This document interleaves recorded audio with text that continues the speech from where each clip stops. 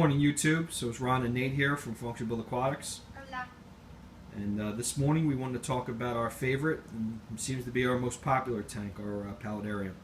I'm going to do some close-ups, discuss about some of the new additions in this tank, some of the maintenance we recently did. As you can tell, the main light is off, so we're basically running this tank right now just on the strip. We'll turn the main light on and show you the difference between the two lights. So let's get a little close and see what's going on. So this tank is still dominated hugely by the terrestrial plants. The silver arrow, the pothos. I'm not really sure exactly what that maroon and green colored plant is, but gave it a little bit of a haircut so it doesn't grow out and blocks my view and access to feed the fish.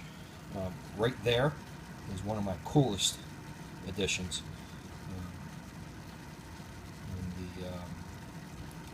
Basically just forgot exactly what it's called. Oh, the Venus Flytrap. Sorry.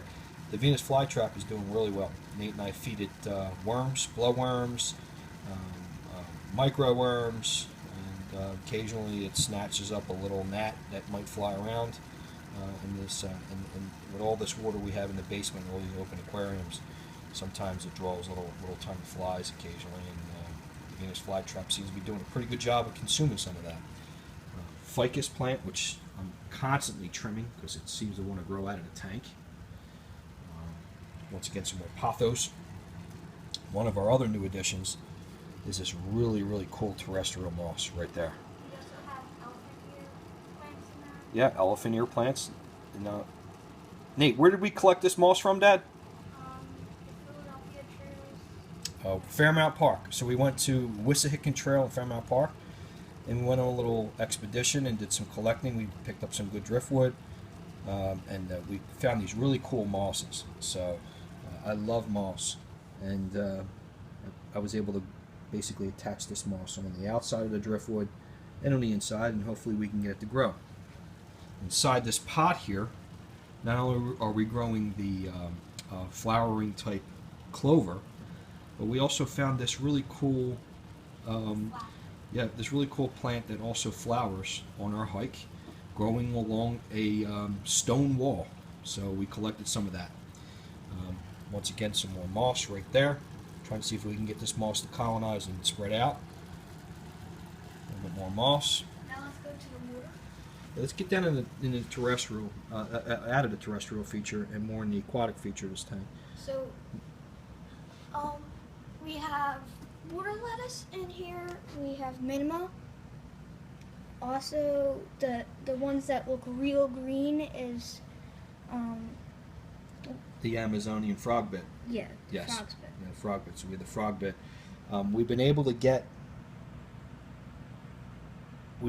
our willow moss to grow and basically be immersed. And as you can tell by the different, now basically this is the same moss aquatic, and that's the terrestrial version. And of course, it grows more stubby type leaves and features. And it has seemed to have already spread pretty well. We have baby tears. Yeah, speaking of baby tears, Nate, come here, check this out, buddy. Good job on the baby tear. Right there is the baby tears that we have growing emerged also. And then we also have it down in the aquatic feature. So that is the same plant right there, and that's growing emerged. So this tank, for water movement purposes, I'm using two Whisper external filters. They really don't do a fantastic job of cleaning the water, but they move water and they help me with my water feature, which I was trying to recreate basically little stream beds emptying into the main pool. In this tank, like we discussed in other videos that we have, basically we have our white cloud minnows, a school of white cloud and gold cloud minnows, and we also have a channel daughter. And the channel we don't even feed the channel daughter anymore because once the female lays eggs, he has dinner for the next 5 weeks. Absolutely. So he's been basically subsiding on fry in this system, right, Nate? Yeah. All right. Hey, Nate, why don't you do me a favor? Why don't you walk behind me and turn the main light on? Let's show everybody what the system looks like with the main light on. what's basically running right now is just the LED. And so we stagger the lighting in this tank. The LED strip light comes on. First, and then second it's the That's the LED strip light. And that comes on in the morning.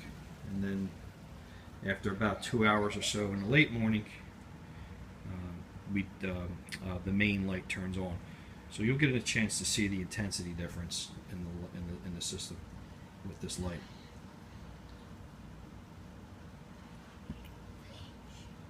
LEDs are really crisp, and I use CFL bulbs for my main lighting, and they usually take 20 to 30 seconds or so to power up and come to intensity. And I kind of dig it. It reminds me of a sunrise. So let's get another glimpse of my favorite white clouds. Super low maintenance, very durable. I'm using them as dither fish. The fry that we've raised, I'm using as dither fish in my wild beta tanks to help bring them out of their shyness, and it seems to be working pretty well. What is dither? Dither, well, it's basically when you utilize a fish that's more active than another to not only give the tank more life, but to maybe bring that fish out of its shyness, out of its inactivity. And so what Daddy did was we took the white cloud fry, and we had to split them up because at some point they were growing too big, and we put them in the tanks with our more shy beta chanoids and beta albi marginata. And so when we go to feed those fish, the white clouds kind of bring some activity to the tank and seem to bring all the betas out of hiding, and they want to try to compete with them and grab the food too. So basically, this is our 20-gallon paludarium. We hope you guys like this tank. If you do, please give us a thumbs up. If you haven't already subscribed, please subscribe. Nate and I put quite a few videos up a week about our systems.